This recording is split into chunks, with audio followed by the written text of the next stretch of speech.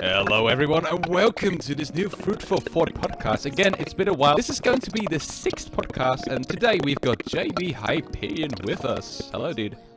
Hello, thanks for inviting me. How are you all doing? I'm doing great dude. What about you?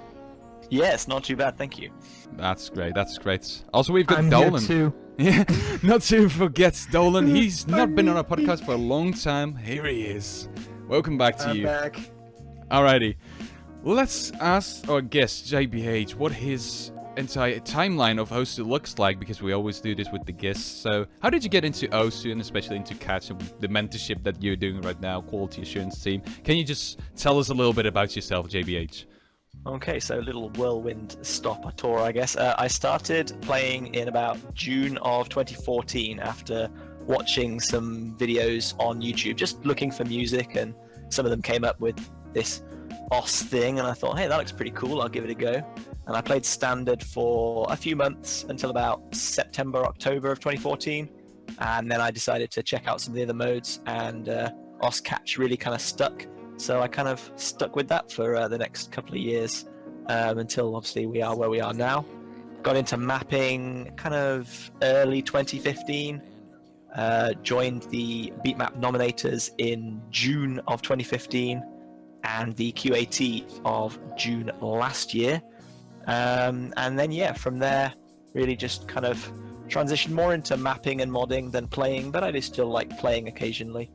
So I'm really leading up the mentorship program at the moment, teaching new people to map and mod, which is really what I'm trying to focus on. So yeah, that's going pretty well. That's great, dude. Yeah, that's pretty much me. Alrighty then. Well, nice to know. That's actually quite some achievements you've got there as well. But you're quite a respected player amongst the community too, that's true. Logically. Alrighty. So this podcast is going to be themed around the CWC as it's ongoing right now. I'm actually playing in it. Also commentating together with JBH. So how do you like the commentating thus far? Yeah, it's my first time commentating in a World Cup, and the first time actually commentating in a game for quite a while, although I did some a few years back. It's been really, really good. So very professional. All the kind of information that you need is presented right there. So not had too many kind of stalling for time and trying to fill gaps. I think people have been pretty happy with the level of information and the kind of different quirks and maybe stuff that they weren't expecting. And I've just tried to present the info and the excitement as it happens, really, and not try and contrive too much. But yeah, it's been really good fun. Obviously had great time working with you and the other commentators over the course of last weekend, and looking forward to continuing that fashion for the rest of the tournament. You're actually making me blush, dude. Thanks. I ship it. I'm liking it this far as well, but you're very much correct. Also, there's lots of like positive feedback about you too. You're a first timer to commentating really for a world championship anyway. I've done some tournaments in the past, so I'm on familiar ground, I could say. But I mean, it's different too. It's more professional. It's being done with a bot and everything. It's really cool to be there, but commentating with you guys has been a pleasure. And I mean, it's just like with every tournament, it just really hypes me up as a person and as a player too, because tournaments always will be my favorite thing on OSU. Like, it's amazing, dude. I love this scene. But Dolan is also busy with stuff, dude. Dolan, you've been doing a lot of analytics on yourself, so how's that been thus far? Yeah, it's been really interesting to dive into some of the analytics and looking at the bread and butter of this World Cup. Really, there was a lot of controversy that was kind of came out over the seeds, about the top, high, low, and unseeded teams. When you dive into that, for the most part, the tournament staff did a really good job. When you came to the top seed and unseeded teams, there was fairly no mistakes there. But when you get into the high and low seeded teams, it's really interesting to see how they did certain things, because when you look at the average ranking of all the teams and you list them in order, it doesn't exactly line up with what team should be in what seeds. And again, of course, there's a little leeway. Sometimes, maybe a 9-seeded team will be the top seed. That's fine. That's not crazy. But we have I've counted, there's 10 instances in where a team is not in the seed that they should be in. So that could have affected things, but it did make for an interesting World Cup, and I think we saw some really interesting matches, as you guys are aware of. We have a lot to talk about in terms of that. So it is plenty. Yeah, it's really been fun just diving into the analytics and the stats of this World Cup, because it's all I can do. Aww. Really. Feels You've bad. done a great job on that front too. I'm just looking at some of this for the first time, and it's really nice to see how obviously the methods you've used have compared to what the staff have used. I mean, I'm not saying either way is right or wrong, but it's nice to see things from multiple approaches. And it definitely also benefits our podcast, of course, because you can give us lots of information too that maybe slipped our eye as a commentator. But I mean, we have multiple how we perspectives. Americans are with our sports and stuff, you know. You get crazy We on those care more about our sports. sports than our Exactly. economy. We're like, the NBA Finals is going on. Stop our down rising economy, okay? We gotta watch LeBron go for the goal here. Definitely, I would do that too, right? Competition. But yeah, since we have lots of views and perspectives on the CWC, I'm just gonna ask a really general question to all of you, including myself. So, what did you guys like most about this tournament experience thus far? As analyst, as commentator, and me as a player, I guess. I mean, I could start off here. As a player, I really like the experience thus far. I've been placed into Group C for the group stage, which was the most difficult of all groups, with Malaysia and Italy being the no and the low seed, which was very difficult to conquer in our match. We were able to do it with a little bit of luck, but as it was a great experience. I got really hyped up. I got really riled up once we were lagging points behind of the teams as well. I mean, it's an experience that we've had before, but this time we really tried to go for that knockout stage because we weren't able to make it previous year. And then once we were actually able to make it, once we won a tiebreak against Malaysia, and once we won that match against Italy, the joy just... I can't really describe it. It's one of the greatest joys you can experience on OSU, at least to me. And the Also, this year for you, it must have been a lot more satisfying because you're the captain of the Dutch team this year. Yeah, that's true. I mean, a captain role is something different too. I had anticipated it for it to be pretty easy, but still, like, once it comes down to it, you still have to make some important decisions, like the maps you pick, for example, which is, of course, very much the terminal of how the match plays out. You could even use some tactics by using certain warm-ups against certain teams to maybe tie them out a little bit right prior to the match. And when it comes to reacting to the other team's picks, it's also really difficult to pinpoint exactly which plays you want to take in. And you're actually the guy in control, right? You push the red button once the match begins because you're the captain. You take on that role. It's a really cool spot to be in. I'm a tactician myself. I like to figure out things all for myself. I like to bleed out every single detail from every team just to ensure that I've got everything correct about them when it comes down to information. So that's really cool as an experience as well. But it worked out pretty well. I've learned from some mistakes that I made in the group stage too. But from here on, I think it's going to go way better. And I'm definitely going to keep enjoying it. That's for certain, right?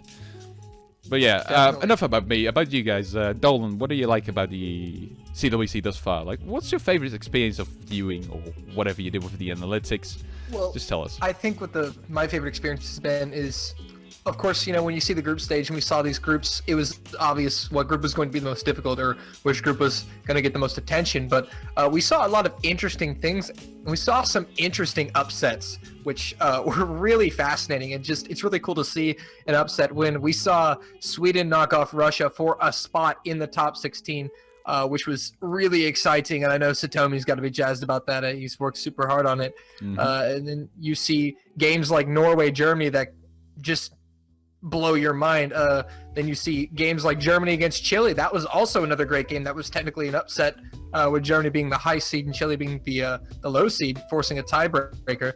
And then, of course, we can't talk. Top seed, right? We can't forget. Yeah. Well, we can't forget about the most important upset, which was Austria 4-0ing China.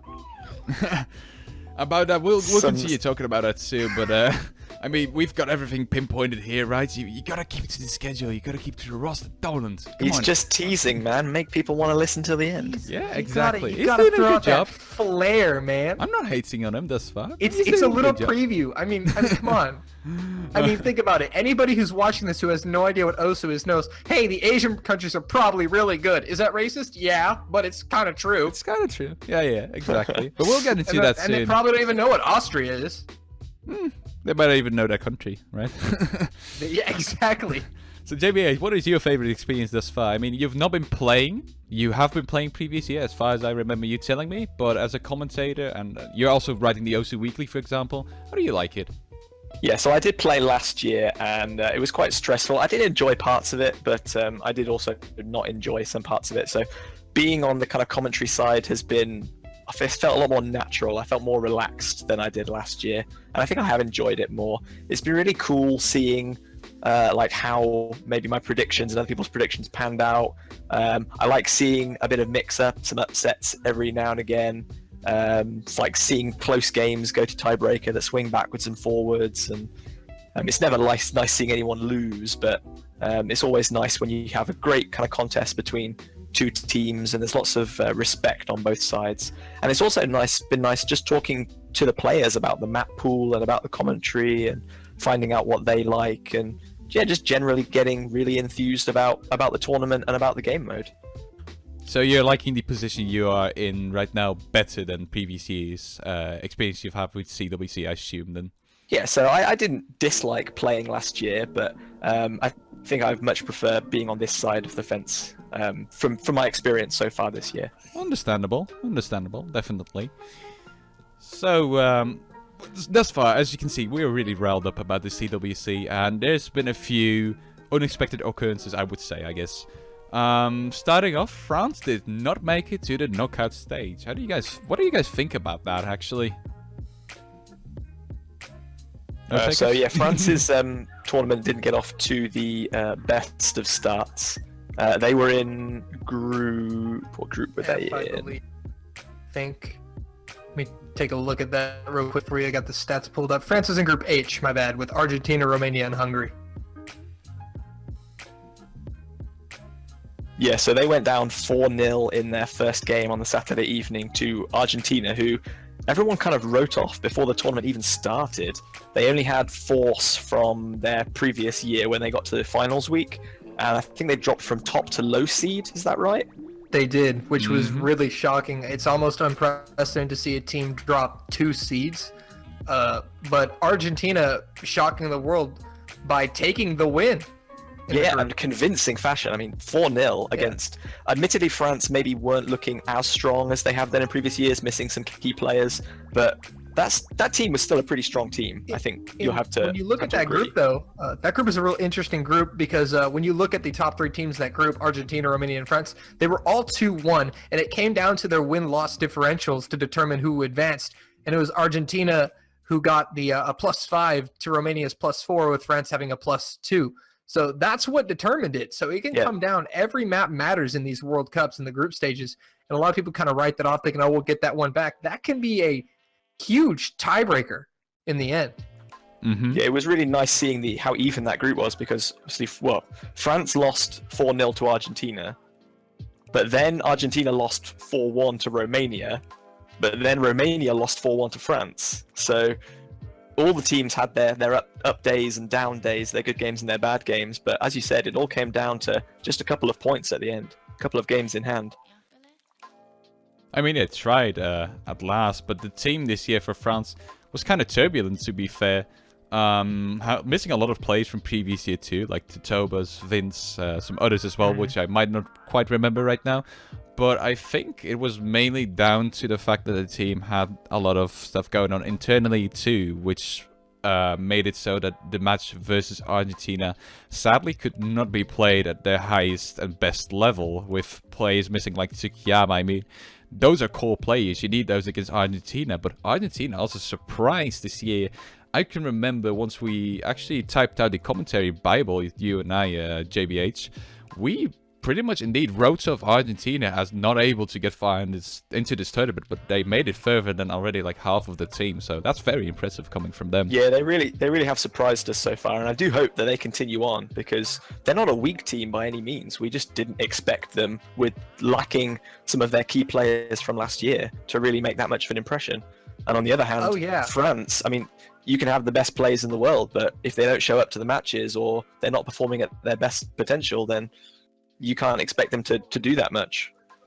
Yeah, really interesting. Again, and it's understandable why you would write off a team like Argentina coming into this World Cup when their average ranking puts them 20th in the world of all the teams. Not really a team that you would expect to come away with a win in the group stage. But when you go back and look at some of their stats, they actually performed very well. They were undefeated in all no mods and hard rocks. They did not drop a single no mod or hard rock, and they only dropped one hidden. Their only area of struggle was double time. They were 2 and 3 on double times. So interesting to see this Argentina lineup. We know their one key weakness so far is double time, but they're looking really good all across the board. If you take no mods, hard rock, hiddens, and hard rocks, they've only dropped one map.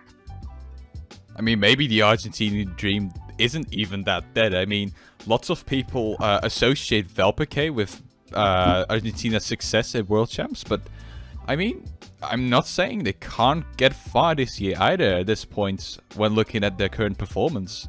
Very interesting to see. I'm glad that they actually made it too. I mean, it's a great team. There's great people in that team too. I know a few of them. So good job to them, definitely. But other upsets, I mean, in my match with Malaysia, we had a disconnect, which also pretty much erased Malaysians' chances of going to the knockout stage. Well, it didn't erase them, but it slimmed them down to almost nil, which was also one of those noticeable events in the tournament, I guess, that I can talk from first person on this one. But how did you guys experience that while watching the match, like you, JBH? I mean, you were commentating on that match, right? Yes, so I was on commentary for that match. And I think at the time, Malaysia were leading 2-1 on their pick on one of the hard rock maps, and they were, at the time of the disconnect, looking fairly comfortable. I won't say that they would definitely have won that match, that map, but it was looking possible. But obviously, the disconnect from Loot really unfortunate there, taking it to 2-all. Malaysia then won their next game to go 3-2, and had they won the previous game, that would have been a 4-1 match victory over the Netherlands, and would have totally changed the complexion of the group. But as it turns out, that disconnect obviously brought the two teams to tiebreaker, and I think Netherlands were just far less unnerved by that tiebreaker than Malaysia were. Their performance was really kind of a bit of an upset for them. Malaysia was played very well, but when you look into the stats and you look at how they performed in the group stage, you obviously see that Malaysia across the board, they're a good team, and I think a lot of people will be the first to admit that they're probably one of the best unseeded teams, if not the best unseeded team out there. An average ranking of 363.5 is outstanding for an unseeded team. But when you go back and look at how they played this group stage, they struggled in every area of the game except for hard rock. 2-4 in no mod, 0-1 in hidden, and 0-3 in double time, 0-1 in tiebreaker. However, they were outstanding in hard rock. As a matter of fact, the best hard rock team probably of anybody else. They have most hard rock wins in the group stage, standing at 6 with only 1 drop, which is really good for an unseeded team. They definitely did not drop any hard rock against us anyway. I mean, talking about the match, I mean, actually they did. That hard rock map was with the disconnect. That's the one that dropped. That was the only one, yeah. That was the one. only hard rock that was dropped. My apologies there, like I was mistaken. But yeah, Jesus Christ. Those people and the Malaysian team, first of all, very great people too. It was a pleasure to play against them, but hard rock monsters, and they were really scary to us because we were not certain about getting into the knockout stage. We really didn't want to get into Group C once we saw that Malaysia and Italy are both in it. But the match against Malaysia was really a 50-50 to us. So, talking from my own perspective, on the first map, which was our pick, we lost, which was a Nomad pick, and we wanted to have a guaranteed triple FC just to beat them out safely, but I and Wesley missed, which confused and frustrated me as the team captain. After that, they picked Higurashi, which was the hard rock pick, the hardest of them all, which I did not really practice all too great, which we also lost to. And we already trailed 2 points behind, and I can tell you there was lots of panic going on because we didn't think we would make it from there on. So we brought back 1 point on the Etoile map, the Drafra map, the Nomad. Luckily, because Bats and I have seeded, then Wesley had a 1 miss, but there were plenty of misses on the Malaysian side of things, so luckily we were able to take that 1 point. But as you just said, JBH, like the chance of Malaysia winning that match if they had not disconnected on the 4th map, I would say is larger than 50%. Would have been larger than 50% anyway. Lutz did great up until that point, and it's very sad to see them go out like this, but sadly, well, I'm just gonna say it like this, shit happens, sadly. But it also brought them out of their rhythm, and it confused them. It definitely also frustrated them. So what I tried to do was then pick a hard rock against them, which I knew they would pick regardless of outcome, just to see how they would react upon it after the disconnect, right? Because they would maybe take in some other play to play that map instead of loot to prevent it from happening again. May his internet connection have been unstable, or his PC. I don't know the reasoning as to why he disconnected yet. I might just have to ask Futuremiko or so about it, but I tried to confuse them by picking the hard rock, but they still won that map, which took us by surprise. I mean, they had one miss very early on in the map by mirror attack. Wesley missed in the middle of the map, which gave them the advantage, right? Luckily, they picked Executioner, double time pick, which we were very much comfortable on, which we tied up then, made it 3-3, and from there on, sadly, the team just fell apart in the tiebreaker. We had 2 misses in total, they had 48 in total, which was a dominant win for us in the tiebreaker. But other than that, I think Malaysia would have had more than 50% chance to win against us had they not disconnected on that map. So sad to see. I'm glad that they took it without any hard feelings, that they showed their sportsmanship towards us too. But again, Malaysia, great team, and they deserve to get into further rounds in these tournaments. Like, they definitely do. It's weird to see them go out like this. But still, a very much exciting match to us too. So that's a little bit of the Dutch perspective, I guess. Then yeah, unfortunately, whenever there's... Yeah. Oh, sorry, go on. Oh, my bad, JBH. But one thing also, when we're talking about Malaysia too, when you, again, I mentioned earlier about how some of these seedings may have been incorrect, in my opinion at least. When you look into the numbers again, Malaysia's ranked 19th in the world, yet they're an unseeded team, which is really bizarre to me because that should put them about the 3rd best of low seeds. And Malaysia's definitely got all the talent and the makings of a team that should at least be low seed. I would place them definitely on that pedestal with teams like Sweden, Hong Kong, or I mean, Hong Kong is a high seed and they're down at 22, so I didn't know what was going on there. But they're definitely on par with Argentina, Brazil. I mean, you look at all these other low seeded teams, you think, yeah, Malaysia could beat these low seeded teams and are probably, if not better than them. I would myself, just purely skill-wise, probably put Malaysia around the top of the high seed or the low of the top seed, somewhere around that era, because they scared us off a lot on that match, and they probably would have taken the win. And we were a high-seeded team, so I guess that will make them better than most high-seeded teams, since I think an above-average high-seeded team. Not to try and be arrogant about our own skill, but I think that's where we sort of belong to right now. But yeah, I just think that unseeded is definitely way too low of a ranking to give a team like Malaysia. Yep, definitely is. Then lastly, another thing that we noticed, or at least I wrote down here, is Russia's demise in the group stage, losing to both Poland and Sweden. What happened there, JBH? You were commentating one of those matches. I'm not sure if you did the Swedish one as well, but I wasn't there. What went wrong with Russia?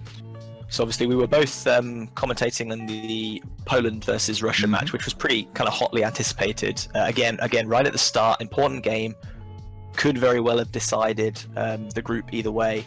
And I think Russia were leading 3-1 at one point, and then just either nerves kicked in or they ran out of kind of picks that were helpful to their team. Poland leveled back at 3-3. There were a couple of early misses in the tiebreaker, and it was all very kind of tense. Didn't really want to commentate, say anything, because I didn't want to curse any of the players.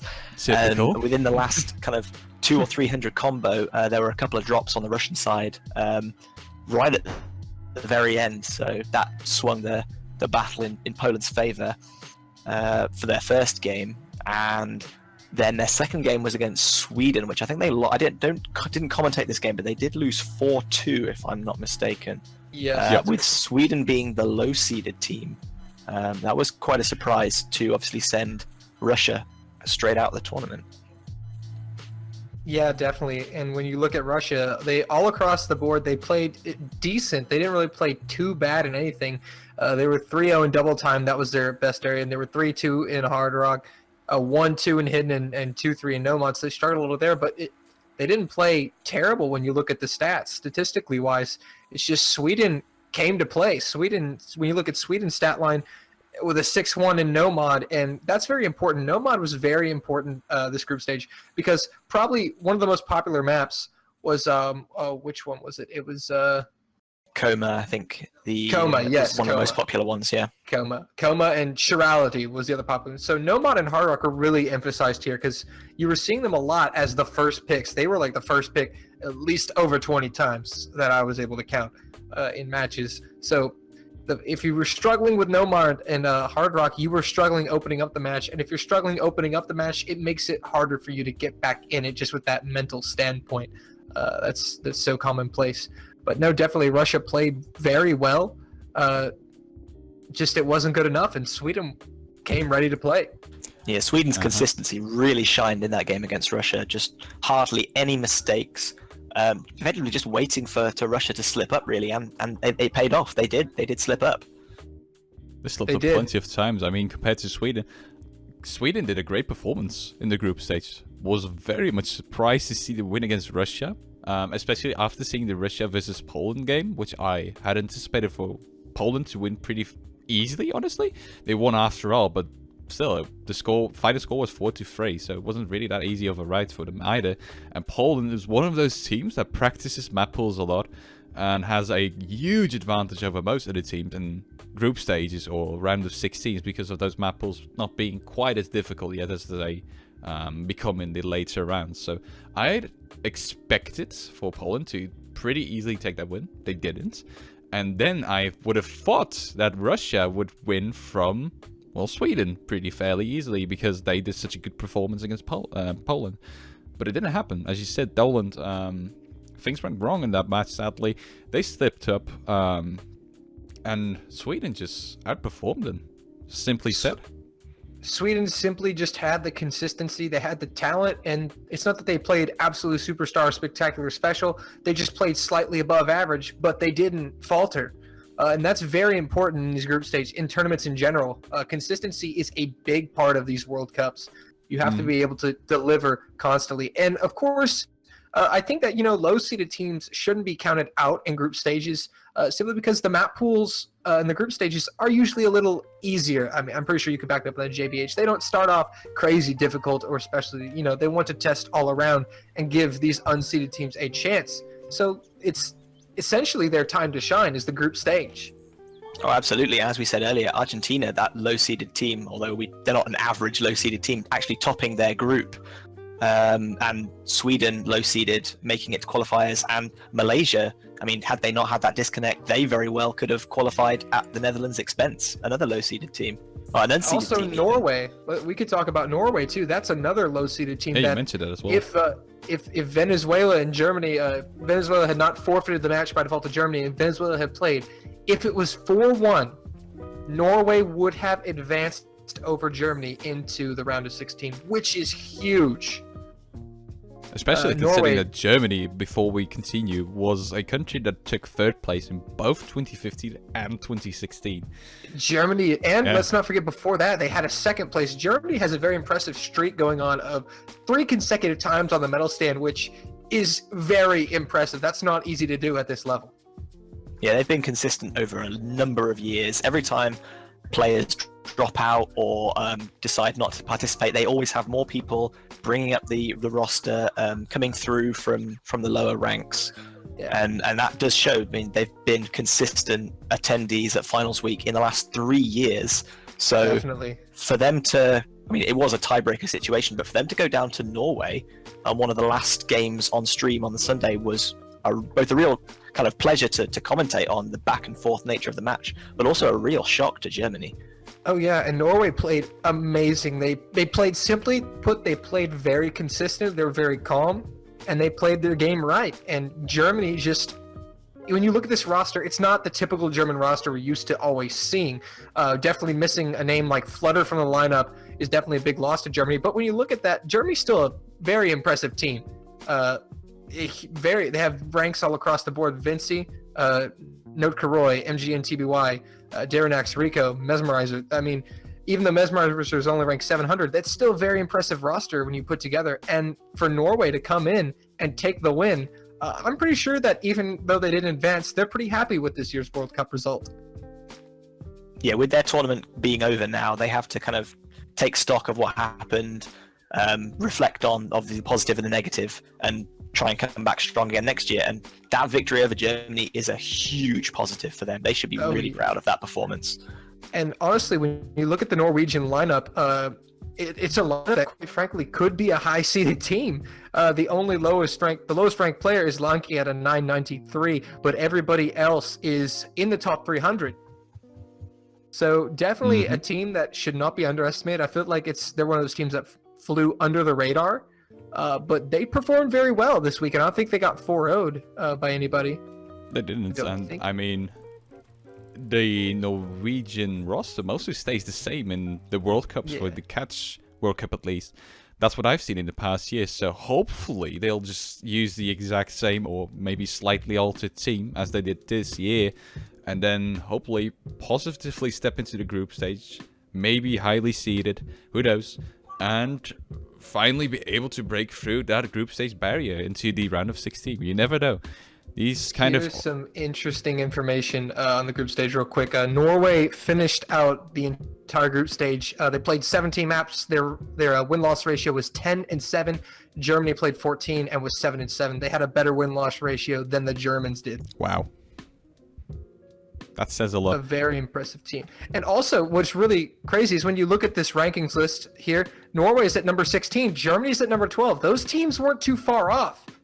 And Norway came in with an average ranking of 302.8. Germany was only at 248.7. So again, and if you take away the 900 ranked player from Norway and then average it, they just might be higher than Germany. Could be, yeah. But I mean, these kinds of events just stimulate the Norwegian team mostly, and it hopefully also learns the German team a little lesson on how to, well, that they better prepare for the upcoming round, since they almost lost to Norway. Definitely should scare them a little bit. It's not a conventional roster as well, but I mean... Wake up call for Germany. They're playing against the USA, which is a team I want to talk about.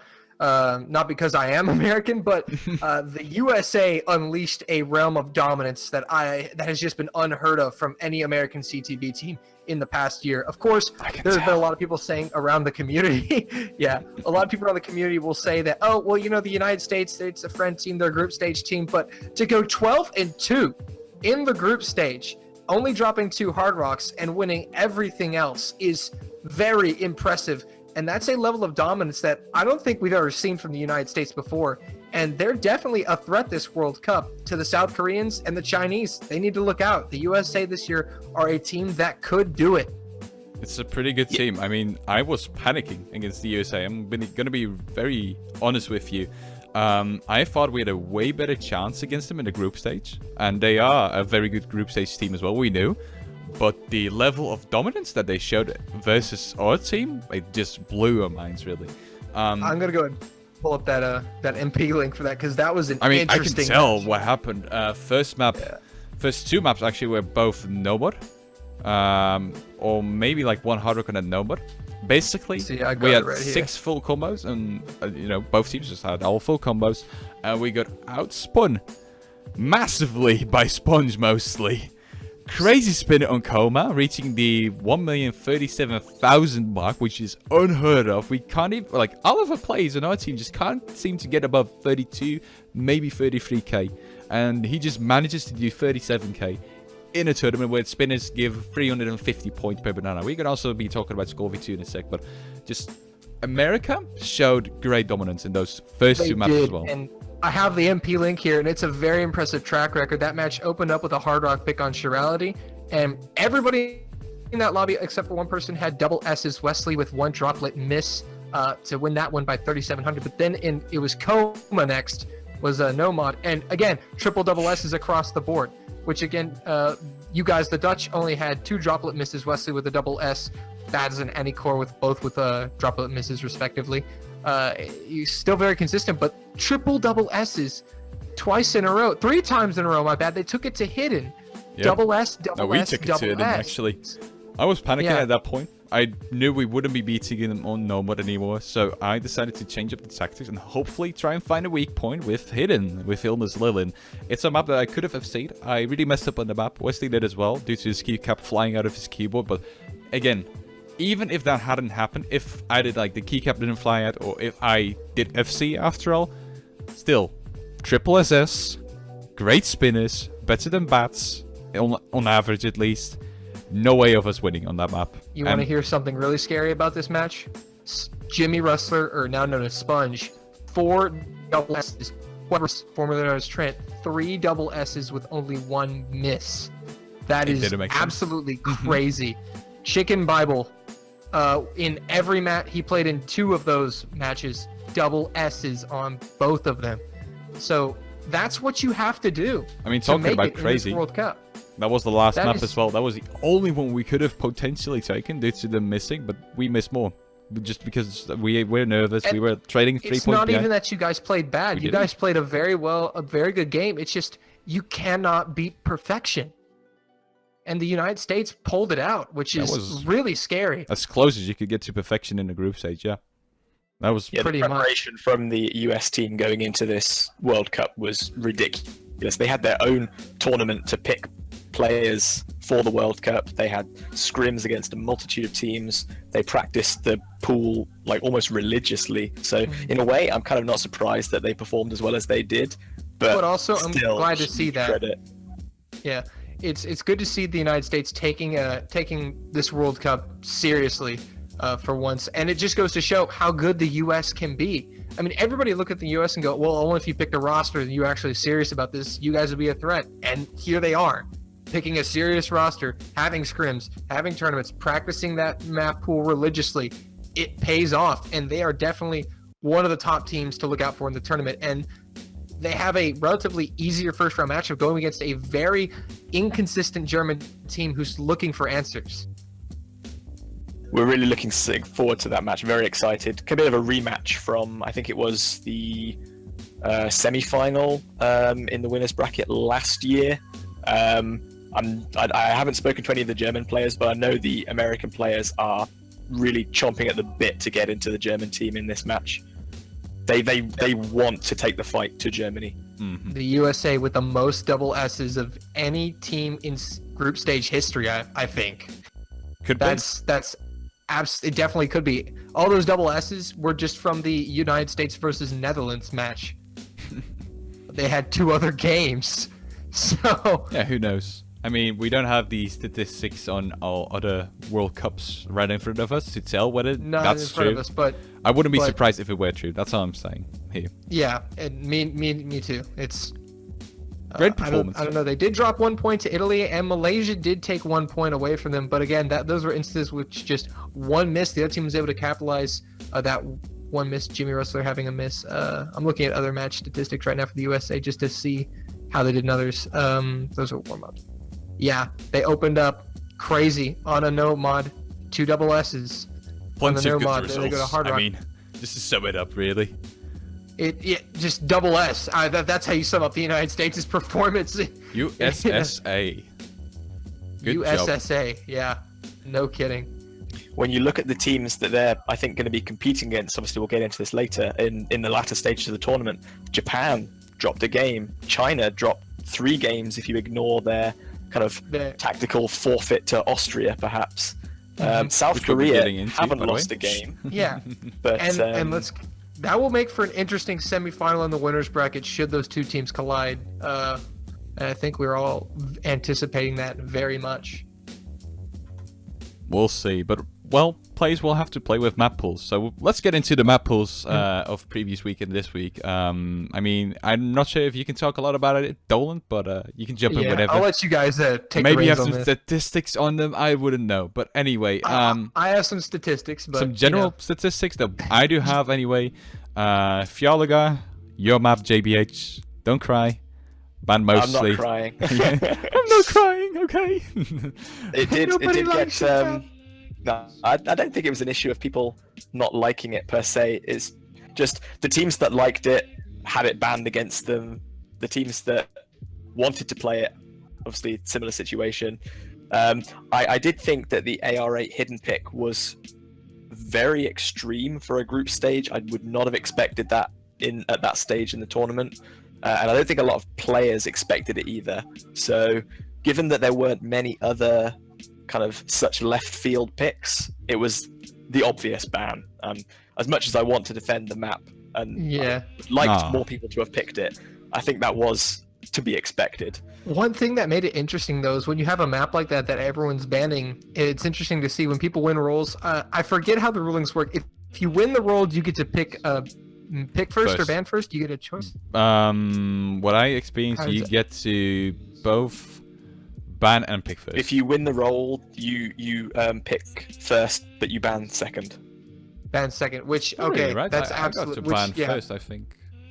I'm pretty sure that the losing team bans first. I'm not sure because I actually think they might have mixed it up a few times in some matches. I did notice at the very beginning of the tournament that what you were saying, that the loser of the role bans first, was happening. But as far as I can recall, I actually won all the roles here. I was one to ban first every single time, so... I'm not quite sure. Please don't hold me on to that. I could be very much wrong, but anyway, once you win the role, you pick first. That's a guarantee I can give you. But when you have a map like that everybody is banning like crazy, it makes banning second really kind of advantageous, because if they ban Fjarlager, which in this case was not being banned, if they ban Fjarlager, then you have a free ban that you can use against them. If they don't ban Fjarlager, then you can sit back and say, all right, can we play with this in the pool, or do we need to ban it? It made it really advantageous for those few teams that were able to successfully play with it. I mean, we picked it in one match. In total, it has been banned 35 times, I've written down here, out of the 45 matches, I think. 76%.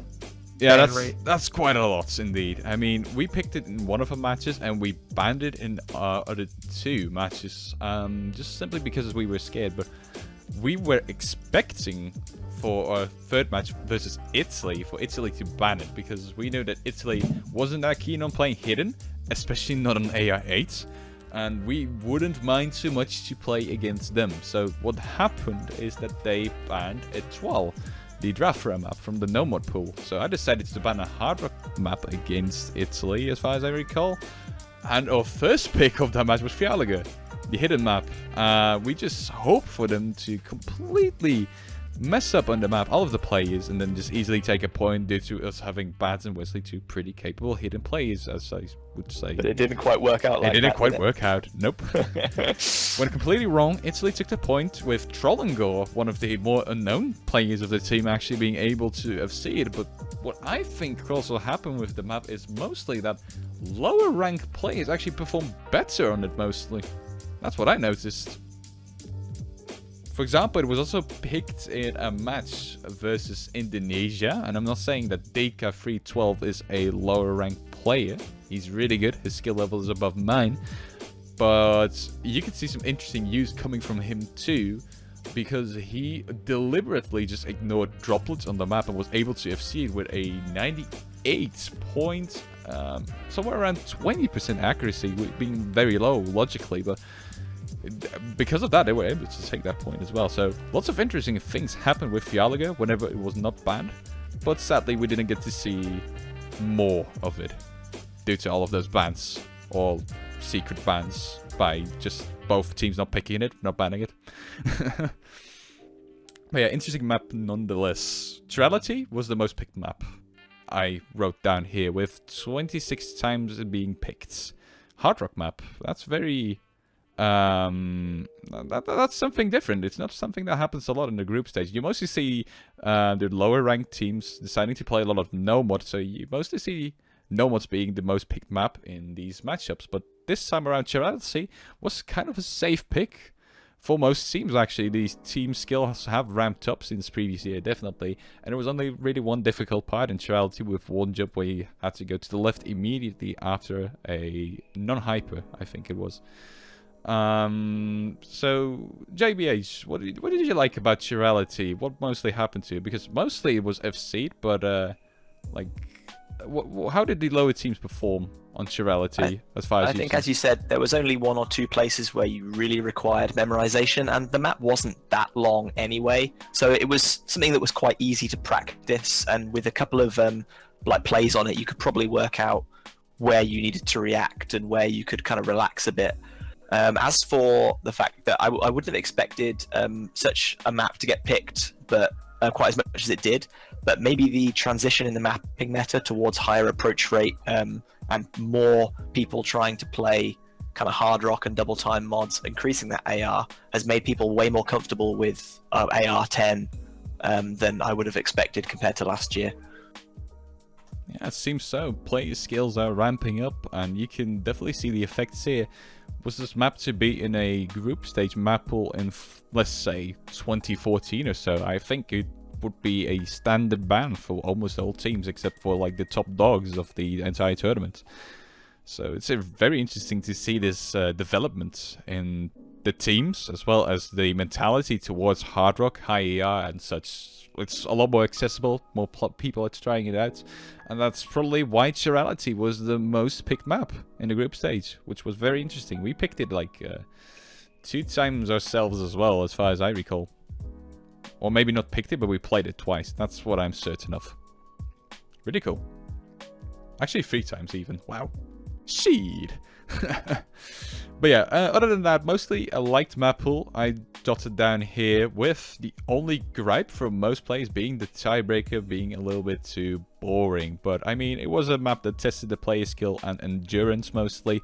I think it was a good pick, and a map pool is not really based around players' endurances, mostly around, well, how much skill can people show off on these maps and kind of determine the winner in the end. So I guess that's why they picked the tiebreaker, which could also lead into the tiebreaker for the next map pool, which we'll get into very soon too. But I mean, that's the only gripe I got from players and from my own team. Did you get anything else to hear? Maybe you, Dolan, JBH, anything from the players? So no gripes in particular, but just a few kind of observations that I looked at, and I did talk about in the weekly, if anyone wants to have a read of that. But the no mod and hard rock pools were fairly kind of consistent with previous years, I think. Although some of the no mod picks, like Crazy, were quite strange in terms of an older mapping style that a lot of people maybe wouldn't have been familiar with.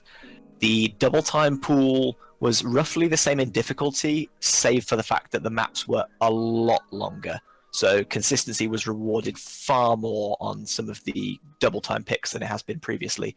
But where the difficulty really kind of ramped up was the hidden pool. There was obviously the convert pick. Was it the Honor to Honor no Yuri game? Yep. That was long, featured weird sliders, high slider velocity, lots of potential for misses. There was Illness Lilin, which, whilst not being too strange in terms of this kind of rhythm, 280 BPM meant that if you missed a lot. And obviously Fiala Go, we've already covered, AR8 hidden, lots of variety and difficulty in that pool compared to what we had in the previous year. But mostly, let's see, positive feedback, luckily, so that's a good thing. Yeah, I haven't heard anyone complaining too much about any of the picks, either from commentator or player side. I mean, obviously I'm going to defend the tiebreaker a little bit more than maybe the average spectator on account of it being my map. But yeah, I can kind of see where the gripe comes from, it being a little bit boring. It's not the most flashy map in terms of what it does. It follows a fairly consistent theme and tests people's ability to follow that theme of strong dashes and anti-flow towards the end. I think it was a nice way to kind of round off group stages by testing that consistency compared to, say, EOS that we had in last year's World Cup, which focused quite heavily on speed with a much higher kind of BPM and density.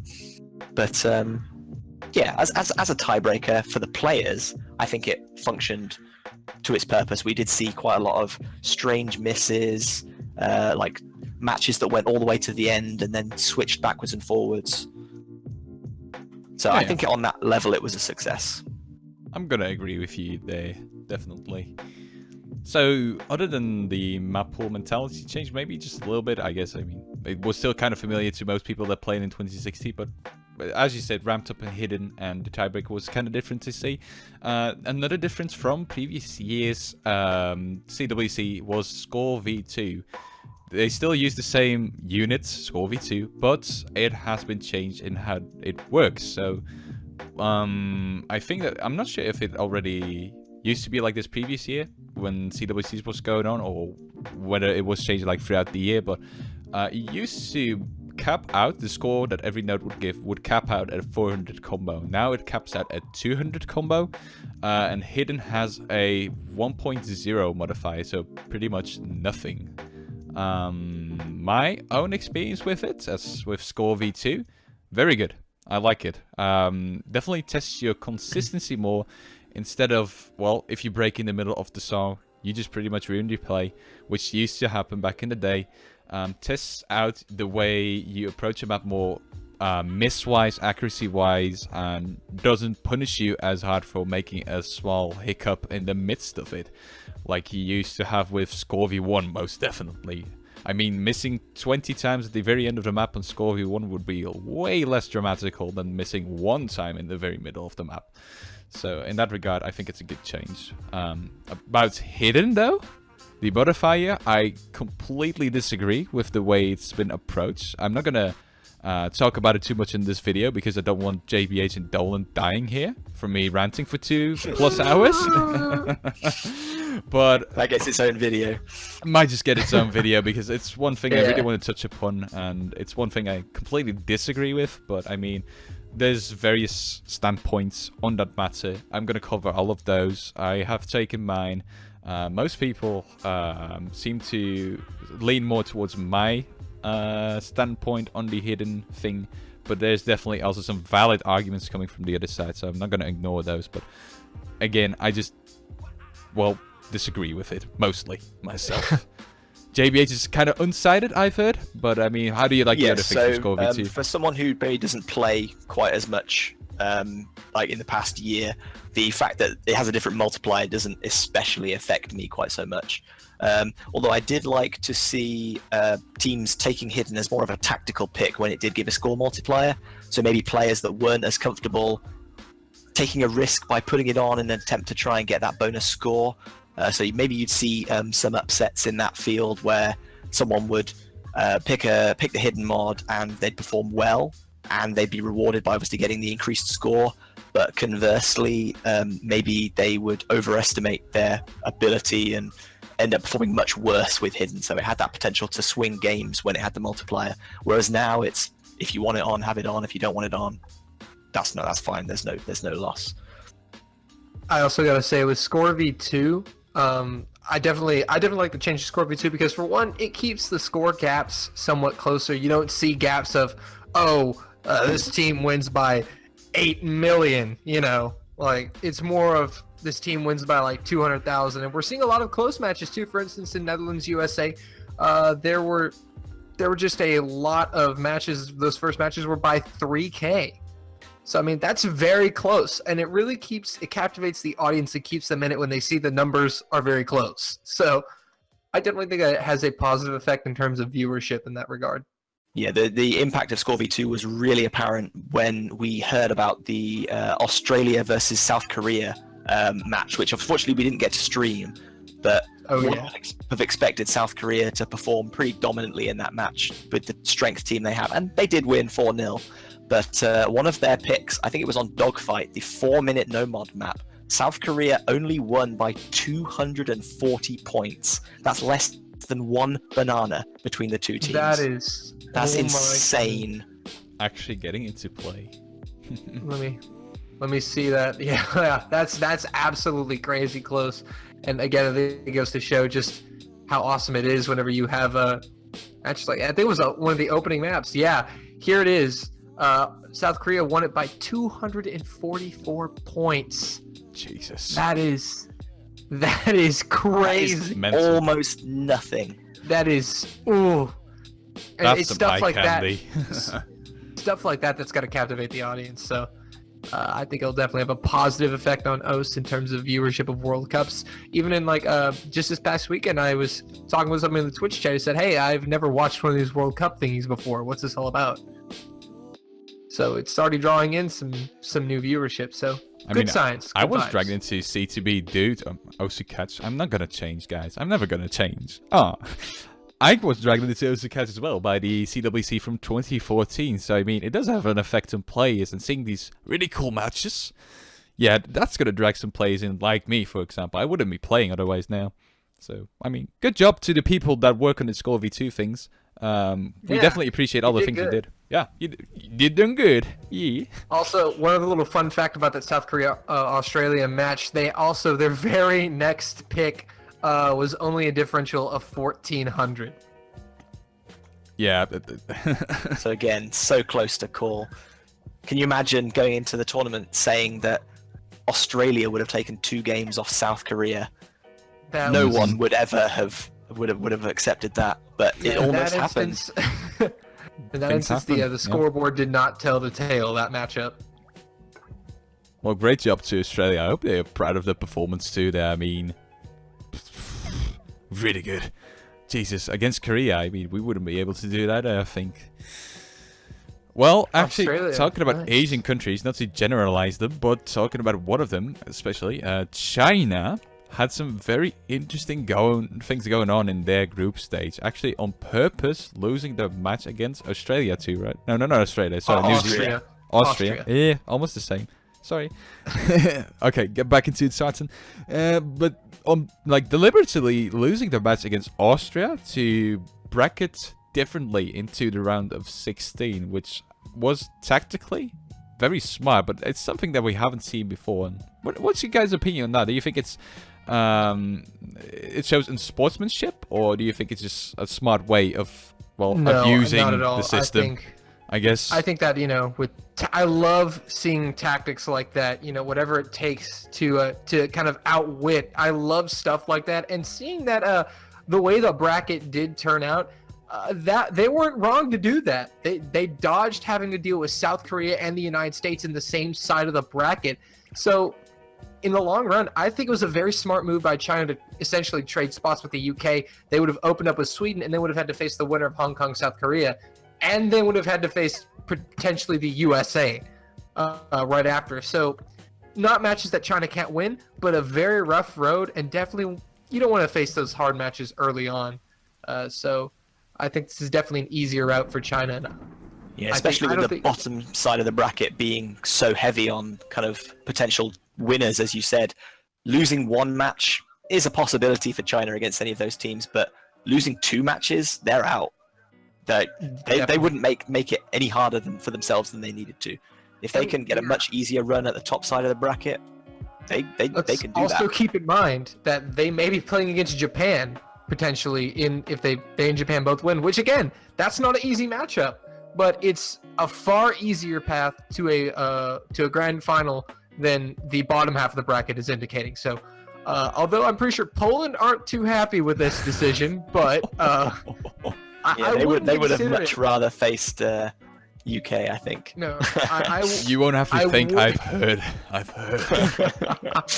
I'm pretty sure Cosmet and Bobber have some choice words for the Chinese team. Not just those two. There's plenty of Polish players that have, become really mad because of this. I can understand the frustration, but I'm gonna join you too. I'm just agreeing with you guys on the fact that it's a smart move. They dodged the bullets of facing Korea and the USA early on in the tournament, which nobody likes to do. You don't want to land in the losers bracket for as long as possible. So good job to them. Very smartly planned out. And again, it's also the opportune situation that China put themselves in to be able to afford to do something like that. Going up 2-0 and then just waiting to see how their group worked out and looking at how the other groups are working out. That's a very smart, intelligent heads-up move by the Chinese team to say, hey, look, let's give it to Austria. We'll take the number 2 spot and we'll go face Poland. And we'll go face Poland and take a run at the top side of the bracket, which is looking like it's going to be easier. That's smart. That's playing your cards right, and it just might pay off with a World Cup championship for China this year. Who knows? Yeah, it just justifies the action. Yep. Good job to them. I mean, I wish Poland the best of luck. I do, but and again, good job to Poland China as well. Is not a team. Poland's not beyond beating China. They're a top-seeded team for a reason. They played very well. I mean, when you look at the rankings, Poland is ranked 7th in the world. Not a bad team at all. And the Polish team this year is probably the strongest Polish team we've seen in the past X amount of years too. In my honest opinion, I think they would not be able to upgrade this roster from what they have now. This is like the top of the top, best roster you could get for Poland. Most variation, you've got everything covered. China is not going to be able to easily take their win on Poland in the next upcoming match. No, and also let's give some more good news to Poland, because when you look at China's performance in the group stages, it was good, but it was very subpar for what we're used to seeing from China. Averaging, if you obviously take the Austria match out of the equation, 8-3, which is really subpar for what we're used to seeing from China. Again, they only played one Hard Rock map and lost it. They were 2-2 in Nomads. They did shine in Hidden, which, as again you said, JBH, was the more difficult block of the pool. Definitely, they really shined in Hidden in double time, but it's still very unusual to see China go down to 8-3 when you're seeing teams like South Korea going 12-0, United States going 12-2. After seeing that, no wonder they took the heads-up move to dodge the bullet and go to the top of the bracket. They might have actually decided this like in the midst of the tournament too. This decision was probably not made before the weekend started. I think that when they saw South Korea's performance as well as USA's performance, they decided to go and take this route. Yeah. Because it was a Sunday, the match versus Austria. Yeah, definitely, I agree. Great job. Nice win, those notifications, by the way. You might want to check them out later on. JBH. But hey, how about Austria? 4-0. I'm sure they're feeling pretty happy about that, that victory. That is the upset of the century. Rank 28, knocking off number 1. It happened. It happened. I mean, in the we CWC. can't deny it. Yeah. Right. One thing that was really good to see, on a slightly different tangent, but aside from that win by default, which was kind of tactical maybe, there were only 2 other games that were decided by default. Taiwan taking 4-0 over Brazil. I think I was speaking to some of their players. They were all ill from what I could tell. They were all busy. They only had 2 players show up for that match. And then the final game, Germany and Venezuela, as we already discussed. Which was huge. That was a huge match with Germany's ticket riding on the line. If Venezuela had showed up and somehow taken their first ever point, Norway advances. They did dodge a bullet there, but it was nice to see just those 3 win by defaults, and the rest all played out. Even the ones that did go, obviously, were fairly one-sidedly 4-0. But compared to last year, where there were 13 of the 48 matches, so over a quarter that were decided by default, it was really nice to see a lot more sportsmanship participation this year. Yeah, also good to see a lot of other people just getting to play in the World Cup. Even if you're an unseeded team, still the fact to just be in a World Cup is really awesome. And if you get selected, I think you should take full advantage of that and play, even if it's only 3 matches. You can say you were in a World Cup. Your name is on the wiki. Even if you go down 12 games and don't win a single game, you're still one of the best kind of few hundred players in the world at this point. I mean, there's no shame in losing if you're losing to some of these like really elite teams that have been maybe even up on the winners' podium themselves. So definitely, I gotta give a quick shout out here to the New Zealand roster, to a certain player. Shout out to the Beanie for being the lowest ranked player in this World Cup, coming in at rank 3,769, playing in a World Cup. It's great to see those people. I'm very glad to see those people get into it. Man. I hate him so much because I've been trying to get in forever, man. No! Don't bring up those feelings. Not today. I'm just kidding. I'm kidding. Good job, Beanie. Good job, Beanie. Definitely keep on playing. Keep on playing. All these players that have not made it to the round of 16. If you're watching this, by the way, just keep on trying, keep on playing. You will get there eventually. And again, what's really cool is to see that a lot of these countries that didn't make it are showing a lot of signs of promise. Like from countries like we mentioned earlier, Norway. There are a lot of other countries that showed some really good fight in this group stage that maybe by the time we come back around to do this again next year, we'll have to look out for. I mean, without mentioning, you've got Malaysia, you've got Italy, you've got Norway. Russia is one of those countries that has some, well, a refreshed roster too from the previous years, and it has performed good, but not quite as good as they had to. There's more than 20 teams that are capable of going to the round of 16. There's no monopoly going on with the few elite teams beating out this weaker teams all the time. There's actual competition, and that's lovely to see. And I hope that continues, and I hope it just becomes better every year. It's becoming better every year thus far, and I hope that progress doesn't stop. It just keeps on exponentially going. We're seeing a pretty large plethora of teams just in this top 16. If you compare it, we see a lot of variety. Indonesia, Romania. This is their debut World Cup, keep in mind. Although they have a very high-ranked roster. Yeah, not just a catch either. This is their first ever World Cup in any mode. Yes. And they jumped straight in a high seed. And straight into the round of 16 with probably a potential on the easier side of the bracket. They have a chance to maybe make a run. They're no slouch. However, they're playing against the defending runners-up in Indonesia, and will have to face off against the winner of Chile and Netherlands, which are all good teams, no doubt. It's still a chance for Romania to do something. They've been given that, and they've earned it, which is really exciting to see.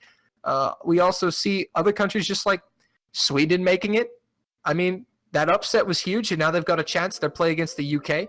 Against their first match. We'll see what Satomi and company can make of that. That's going to be a very good match too. But yeah, again to Romania, props.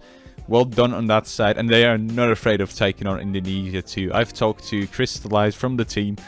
They don't look at the past performances. They're just going straight in and just try and bullet them down. See how it goes. I'm wishing them the best of luck. I'm wishing Indonesia the best of luck too. May the best win, really. But both teams are really good, so that's going to be so good. Yeah. We've got a lot of interesting storylines, too, in this World Cup when you look at some of these countries. We mentioned Romania. We talked about Indonesia. You know, last year was their Cinderella run, which got them all the way to the grand final, which was insane. They're looking to repeat that again, so they show a lot of potential and promise. We see your team start in the Netherlands. It's only the second time in the country's history that they've advanced into the round of 16 in CWC. So again, there's a lot riding there, and you guys have a very good lineup, a consistent lineup this year. So you guys have a chance to make it. You're looking at Poland, China, South Korea. You're looking at the United States. We have a lot of countries here that are in it to win it. And then there's Argentina sitting at the bottom of the bracket too, with what they've done. All these teams are kind of in it to win it at this point. I mean, there's definitely the stronger and the weaker contenders, but there's a very definite chance for all teams to advance to the next round and just knock off some unexpected, really good team. I haven't seen that happen in previous years, and this year it's finally at that stage already that all the teams that have left over just have a good shot at it, and they have a chance of beating teams on the very high side of skill. Like, for example, the US... Indonesia, those kind of teams. I mean, they are not granted a free ticket towards finals this time around. I mean, again, I think this bracket presents potentially the most potential for upsets to occur that we've seen in a lot of previous World Cups. So that's really exciting to see. Like, again, Indonesia could win, Romania could win, Chile or the Netherlands could win, Japan or Mexico could win. They're not bad teams. There's really no set, team that's going to undoubtedly win all these matches. We could see anybody advance. So interesting to see that. And that's all going to depend on the map pool. So whether we get some more tactical picks, what gets banned, and what rises to the top in the upcoming round of 16. Yep. That being said, a question for JB. With this map pool we have, what teams do you think are going to shine the brightest in this round of 16? It's going to be quite hard to say because, as I said in the map pool showcase on Sunday, there is so much variety in the maps that have been selected in really all of the mod brackets. I mean, there are kind of speed maps, there are accuracy maps, there are precision maps, there are maps that require reading, there are maps that require memorization. There's nothing really too heavily focused on one aspect or another, so it's going to be really interesting to see the tactical picks of the teams as to what they decide to kind of open up with for like a confidence boost.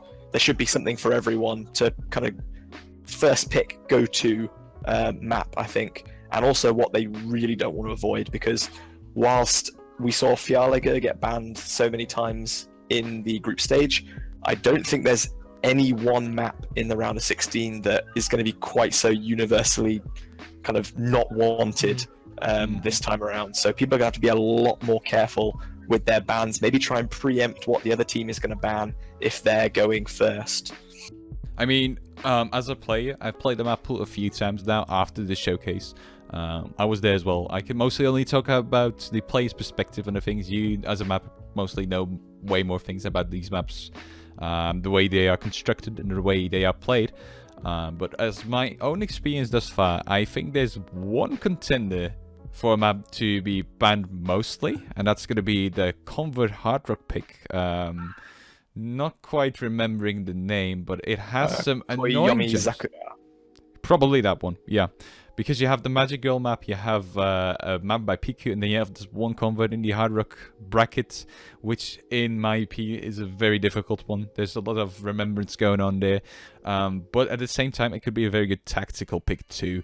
It's not going to be a Fialaga 2.0, I'm going to tell you that. It's not going to be the exact same, but it might just be the contender to be banned most out of all maps. But again, well, along with that, there's obviously Blumenkrantz, quite a long convert in the double time pool that features a lot of edge dashes and unexpected jumps. There's, I mean, all of the hidden pool pose a problem. There's the AR 8.8 convert, there's Destruct with no hypers, there's Abella with strong hypers and weird slider shapes. Yep. And that doesn't even get into the no mod pool, which features a huge variety of different styles that anyone could either love or hate as the situation demands. I mean, talking about Nomad pool would be pointless just because there's so much variation going on there. Briefly going over to Hidden, I guess. I think the most favorite pick will be the AR 8.8 pick, the convert. It isn't too much about remembrance. It has some tricky parts in it, which can be overcome by just pure skill. I think that most Hidden players are going to like that one. Abella and Destruct are very, very, very easy to choke on in a tournament scenario. Those maps are not going to see a lot of FCs once played in the tournament itself. I'm 100% certain of that assumption. Then for, what did I miss? Double time? You mentioned that Blumenkrantz was a long convert and might see some banning too. To be fair, I think it was a pretty balanced pick too. It doesn't have, well, it does have its edge dashes, but it's not quite as distant from each other like for example, like the Hard Rock convert pick. If I had to compare, for comparison's sake. I think the double time pool is very much balanced. There's two catch-specific difficulties on them, which require a lot of very micro type of movement. The convert is more about these large jumps, but I don't think it's a map that people dislike by any means. Not what I've gotten from players so far. I myself don't dislike Blumenkrantz either. It's pretty difficult to FC once again in that tournament scenario, once you may not remember, for example, this one jump at 600 combo, which could mess you up because it is pretty difficult at sometimes. But yeah, I don't see the map being banned too much. Once again, I feel as if the Hard Rock convert is going to be the black sheep of this round. Other than that, there's going to be very much balanced banning on these maps. One thing that I did notice right off the bat, once we showcased the map pool on Twitch with the tiebreaker again, there's a lot of criticism for it being about the same as our previous tiebreaker in the previous round, Necrophantasia, being very much mapped like it, and also between brackets being boring. So I guess that's where most of the criticism goes towards to. Once again, I think it's a map that tests most of the skill sets you need for CTB. I said it again, right? OC catch, guys, I get it. For OC catch, which is a great tiebreaker because a tiebreaker is meant to test those things. But again, I'm probably expecting people that are more used to the snappy maps and the high AR maps to say, hey, this map is really boring, I'm falling asleep. That's what I think. Yeah, so similar to, as we discussed about Necrophantasia earlier, from a viewer perspective, it's not kind of visually kind of incredible. It's not going to have huge players choking and fail potential or anything like that that I suppose people might be expecting. But it does have quite a lot of back and forth hyper chains. It has anti-flow, it has snaps, it has some twisty slider shapes, and it is long, consistently difficult, and it will test players in that tournament situation. So, as you said, for a tournament pick, I think it's a great pick. It's a nice map to play whilst also still being challenging. So I hope people warm to it when it comes to being played in that high pressure situation, because it's definitely not an easy map. So with that being said, I know we don't have much time left. Let's get we on still to have the yet to predictions. get into our predictions Yeah. for this bracket. So I guess we could start off at the top of the bracket. Let's each just try and take 20 seconds per bracket to see whoever thinks you win. So let me just, you can start off if you'd like with Indonesia, Romania, but let's just quickly try and get it through it, because JBH doesn't have too much time. But there's lots of information to be talked about. We may get into that for another podcast about the results of this round, but that will be next week. So let's get into it. All right, well, number 8, Indonesia taking on number 6, Romania. When you briefly look at these teams, they both played well in the group stage. Indonesia with a 12-0, and Romania proved themselves against 2 of the better teams. And honestly, I feel like I'm going to pick the upset with Romania taking the win here. I feel like that they've got a lot riding for them in terms of momentum after coming out of a group stage for their first ever World Cup for the country, getting a high seed. Been playing very well. And again, as you said, JBH, a lot of variation in this map pool. I feel like Romania's got a lot going on for them, and I feel like that they're going to be able to convert that. I pick Romania for the upset. That ain't no 20 seconds. I myself, I'm probably still going to go for Indonesia. Why do you think that? Romania has a very consistent performance in the group stage, but Indonesia is well known for having these very consistent performances all throughout the earliest rounds throughout the World Cup, which also meant they took down China previous year. I do believe they're going to follow up on that this year too. I think Romania has a very good chance of winning, but still Indonesia would be the dominant team of the two. Yeah, when it comes into the knockout stages of the tournament, you really need to look for that experience from big match players that have been in those high pressure situations, and I think that's where Indonesia are really going to excel. I'm not saying Romania are going to crack under pressure, but Indonesia definitely have the edge over them there, with this being Romania's first World Cup. So I'm going to give the win to Indonesia there. All right. Well, you can then we got... go and continue. Yeah, I'll just continue. So we have Chile and the Netherlands, number 3 versus number 9 here. I'm going to pick, not trying to suck up to a certain someone, but I'm picking the Netherlands this one for the upset. They're very consistent, and they just have a decent lineup, and Chile did falter a little bit in their group stage. So I pick Netherlands just because they have a more consistent vibe going on, in my opinion, right now. Now, even though I play for the Netherlands myself as team captain, which would make you think I would pick Netherlands, I'm going to go for 50-50 here. I really can't tell. Logically, I hope that the Netherlands is going to take this win, because I'm playing. But Chile is a very potent country as well. They did not show their full capabilities in the group stage once again. They didn't do that previous year either, and that led to them not even getting to the knockout stage. If they just regather themselves, if they think logically, if they know what to ban against us, if they know what to pick against us, and all goes well for them, they probably have the upper hand. But other than that, I'm definitely going to slouch off and not try and prepare for Chile by any means. Again, 50-50 to me. I hope the Netherlands is going to win, but I'm not sure. So obviously, underdog story would be nice, but I think Chile are hungry this year. They had that horror draw last year with players just not showing up, internal fighting like kind of France have suffered this year. They've made it back to the knockout stages. They want this opportunity. I think they'll really start to show their class as the tournament proceeds. So you pick Chile? I pick Chile, yeah. Okay, yeah. All right. Japan. So we got Japan against Mexico. I got to pick the Japanese in this one. Japan's just really consistent. Mexico, obviously having key players such as Ponchiwi. They have a decent roster, but Japan's just really consistent, and they've always had consistently good ranked players, and they've played well in these tournaments. And I think they're looking, like you said, I think they're hungry too. It's been a while since they've made it to a winter bracket semifinals, so I picked Japan. So I'm going to agree with you there. I'm going to pick Japan too. Mexico has a really strong roster this year. Having Yushchenko back in the team is a very big deal too. Now they have 3 very good, capable core players. But Japan has always had that. That's the thing. They have 6 very good players with diverse skill sets. I think that they have lesser cons than Mexico, and also have merrier pros than Mexico. Again, don't think that Mexico will instantly lose this and will go out 5-0. But Japan will probably finally, at the very end, take the point away from Mexico. Yeah, I have to agree. Japan are looking like they've got one of the strongest teams, if not the strongest team they've ever put out. Well covered across all the boards. So Mexico have a very strong team, especially on the hidden and hard rock side. I think Japan are just going to edge them, though. I hope that's going to be a close game, but I do think Japan will take that one. All right, moving on to Poland and China. No love lost between these two now, apparently. But China coming in, obviously one of the best in the world. Poland, one of the best in the world too. But I've got to pick China. The Chinese looked decent in their group stage, and obviously, as we've talked about, made that tactical decision to take a loss to get here.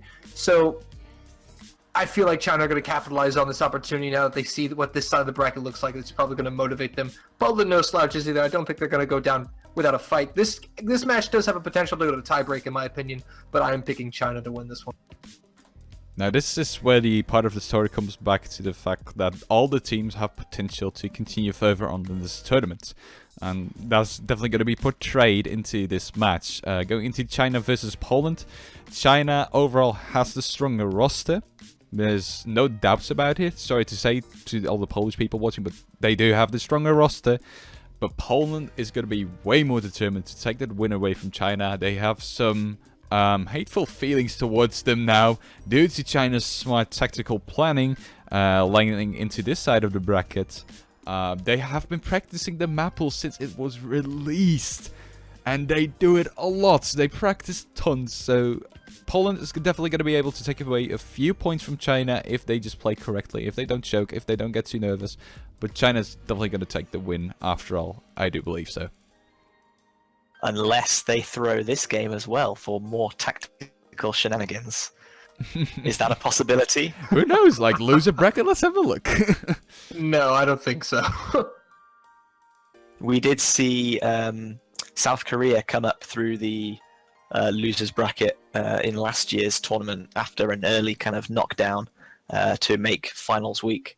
I haven't looked at the maths exactly to see who the potential candidates for their matches would be in the losers bracket, but yeah, I have to agree. If there's no kind of manipulation of brackets going on, China has the edge here. They just have the more consistent performers, the slightly higher skill ceiling, and the experience of being in the winner's circle before, and the pressure that it takes to get there.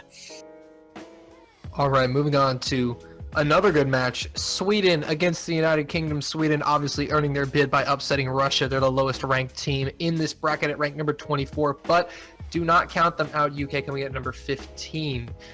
Sweden and UK, this one is really up in the air in my opinion. UK performed very well. They took their group win, obviously due to China's shenanigans, but they did perform very well regardless, getting their way here. I feel like this is a match that it could go to either team. Sweden playing very consistently in their group stage match, and it's kind of really threatening in a way. If I had to pick an upset, it would probably be to happen here, but again, it's really kind of up in the air. It's almost a 50-50 for me, but I'm going to go with my gut feeling. I'm predicting Sweden to take this one, potentially in a tiebreak.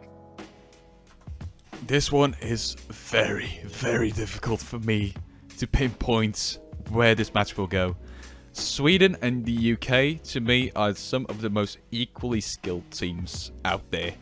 They both have their pros and cons, which they will definitely use against each other in the match. And their skill cap is about the same. Well, if not exactly the same, honestly. It's really hard for me to decide. I don't want to go with a 50-50 here. What I think will happen is that the UK will have some tactical planning beforehand. Trying to beat out Sweden with some hidden, I suppose they will try and do. Which I think will lead to a tiebreaker where finally the UK will take the point. So I'm gonna disagree with you there, Dalton. I'm gonna go with the UK. Hopefully JBH won't bite me now. No, so obviously this will be UK's first ever appearance of their own steam in the knockout week. They did make the knockouts in 2014 at the expense of I think, Taiwan's disqualification. But they've got here off their own steam. They won their matches and obviously topped their group. So it's a case of, are they satisfied with their performance, or are they hungry to try and go a bit further? I really hope that both teams are at full strength for this match, because as you've said, it could go either way, and it has the potential to swing backwards and forwards all the way to tiebreak. Obviously, I love UK to win, but I think I'm just going to give the edge to Sweden based on the consistency they showed in group stage. I just feel like they would do better at exposing some of the UK's weaknesses. The UK is looking like a fairly balanced team, whilst not really excelling in any particular area. So I have a horrible feeling they're going to come up just short in a game or two, which might swing it in the Swedish team's favour. Interesting. Now we come on to another match. It is Hong Kong against South Korea. I feel like, we all know who we're going to pick here. But again, Hong Kong are no slouches. They are consistent knockout stage, returnees. We've seen them quite a bit. They're one of the best teams in the world, and that's why they're here. But I'm picking South Korea to win this one. They're just such a hard team to bet against. I have to go with South Korea in this one over Hong Kong. To be fair, I think this is the second to most pre-decided match for this round of 16. South Korea, they just completely destroyed the group stage. And Hong Kong, to me, kind of disappointed in some of their matches. Their hidden lineup is very good, but I think South Korea's is better. And therefore, I think South Korea will pretty easily take this win away from them. Yeah, I think you'd be hard-pressed to find someone arguing against South Korea here, and I'm of no exception. I think they've looked so strong in the group stages, and they don't look like they have any particular weaknesses at this point. But we should remember that Hong Kong did win 4-3 against South Korea in a tiebreaker in last year's group stages. So these things can happen. I mean, there is definitely no way you can count out Hong Kong at this stage. They still have a strong team. Their core players have tons of tournament experience. So I don't expect them to go down without a fight at all. Fun little fact here. The only two teams to go through the group stage undefeated without dropping a map, Indonesia and South Korea. Hard to bet against those teams. Anyway, Germany against the United States, number 12 against number 4. I think we, again, probably for the most part know who's going to get picked here, but there's still a lot of storylines surrounding this match, being Germany's colossal near meltdown at the end of the group stage with their surprise loss to Norway and almost not making it into this knockout round. So Germany definitely have some soul searching and some recovering to do, but how can you bet against the USA after that impressive performance they showed in the group stage? I picked the United States to take this win. I'm going to follow up on that. I think what I previously explained was the second most unfair match. This will be the most unfair match of this entire group. Not group stage, but round of 16. USA has outperformed all countries that, actually stood a chance against them. Like, I wouldn't say that Malaysia wouldn't stand a chance against the US before I watched the match in the group stage. They've shown they are more powerful than ever. Germany has a frustrated and unorganized roster right now. They lost to Norway very much unexpectedly. They don't have the conventional roster. Be missing people like Flutter, also missing people like Sasaki for one. I don't think there's a big chance for Germany to be able to take this one, and I think the US will fairly easily grab maybe even a 5-0 score. Yeah, Germany have some real soul searching to do after their loss to Norway in the last stages of the group stage. But as I said earlier, the American team, they aren't waiting for this fight. They want to get in here. They want to destroy Germany after their quarterfinal loss in the 2016 Catch World Cup. They're ready for this. So to bet against them would be just dumb at this point. Germany, as you said, look disorganized. They look strained. America just look ready for anything and everything that's going to get thrown at them. Oh yeah, definitely. And we have one last match. It's Taiwan against Argentina. Again, Argentina showing a lot of fight and a lot of promise, taking their group, winning their group against all odds after dropping from top seed to low seed. Played like a top-seeded team in a tough group against Romania and France and came out on top. They they definitely proved themselves. But again, Taiwan, no slouches either. Consistent returnees to the round of 16. We see them over and over again. They were second in Group A to Indonesia, so they did have quite a bit of competition there, but still made it out. Again, Taiwan's a consistent team. They're a team that you have to be good to beat. They're a team that will test you in every way. They're a team that will come at you with everything they have, but they're not an unbeatable team. And so it's kind of really weird, because do you bet against consistency in Taiwan, or do you go with the team that's had a surprise run in Argentina? They're a low-seeded team. So this, I think, should be a low-key, really interesting match to watch. But I always do like me a good underdog story, and I'll pick the Argentinians to win this one, just to give them a little hope here, because I did like the way they performed, and I think they'll continue to do great things in this tournament. Yeah, to be fair, I agree with almost all you say there. Argentina definitely doesn't have the best roster to work with in this tournament, but Taiwan hasn't gotten that roster either right now at their hands. So it's really difficult to pinpoint, as you said, underdog or Taiwan with the consistency. They've been here before. Most of their players know what's happening. However, there's some pretty scary players on the Taiwanese team. They probably won't be underestimating Argentina after getting out of the group stage, and they probably will be practicing a lot, knowing these people. They are very much determined, and I think that the Taiwanese have a little bit of an upper hand over Argentina on this match, even though I do believe that Argentina is going to be able to scrape up a few points. Yeah, so in many ways, this is a tale of two complete opposites in terms of their team. I mean, Taiwan are very consistent performers. They usually fly a bit under the radar. No one kind of hypes them up, but you always see them in the knockout stages. Whereas Argentina were on the verge of kind of conquering last year before a kind of dramatic implosion in the semi-finals against, I think, China. This year have been hugely underrated, but yet performed way above expectations.